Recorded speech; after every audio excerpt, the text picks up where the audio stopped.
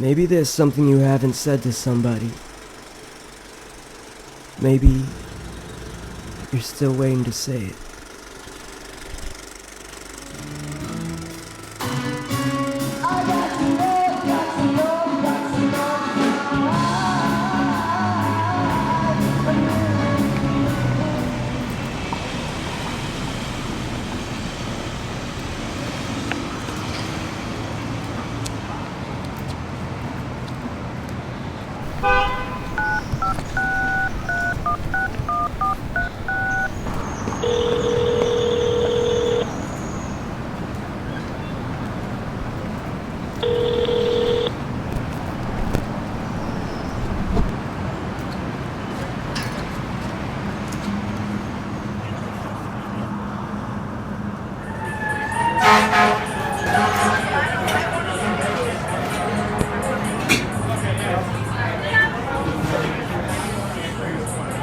Are your parents home?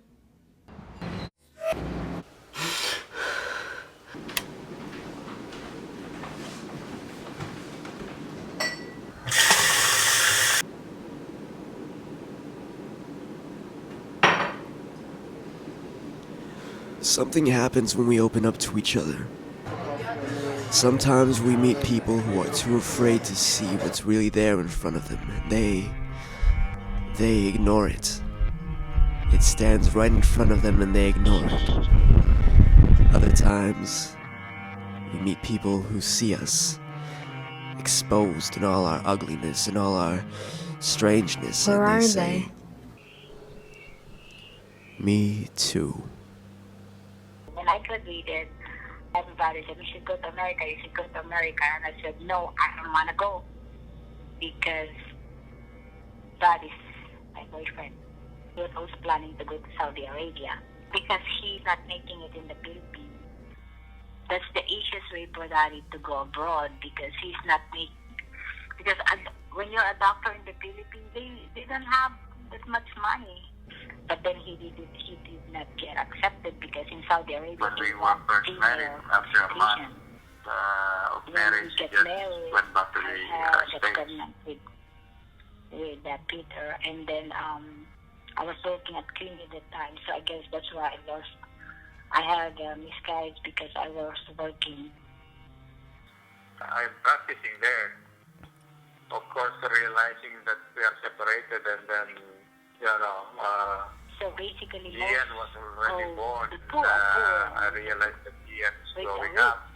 Like and when you he come came here, back, you have to do when he was everything. 3 years old, Like when he I, doesn't, you know, he like doesn't know me. you have to And be he doesn't want to independent. go with me. So I I am a realized, full-blood well, I have to doctor in make the sacrifices. Philippines, but Although when I I come to already, America, I'm not. already building up my practice.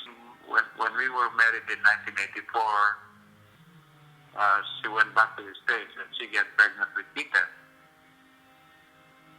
And then when she got pregnant with Peter, after 6 months, he had stillbirth. So the mom went into depression, so to forget everything, he decided, to just go back in the Philippines and stay there for almost a year.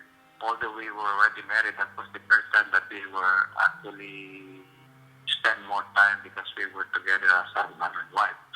Both of our parents, if they're working, most of the doctors' children are also neglected. Shame is a long gun.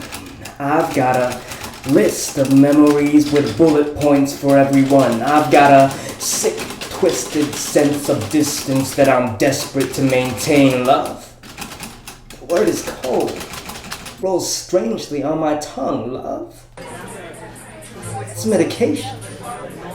I just want to be normal. I just want to function normally. I don't need to be told that the things that I've done are just a figment of my imagination, love.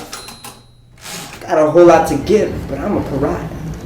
I am not enough this, not enough that, and too much of the same things when it is convenient. I understand too well. I hold on to so many things that these hands are ripping at the seams, the threads unraveling, revealing my mind to far too many people. It seems I am too afraid of what will spill out of me.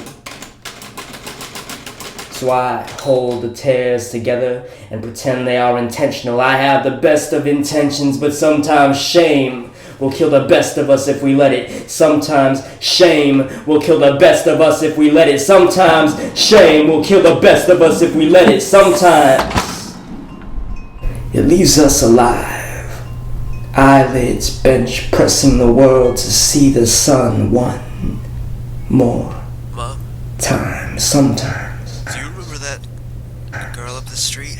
it leaves us free, with a hole big enough to plant the very thing we need.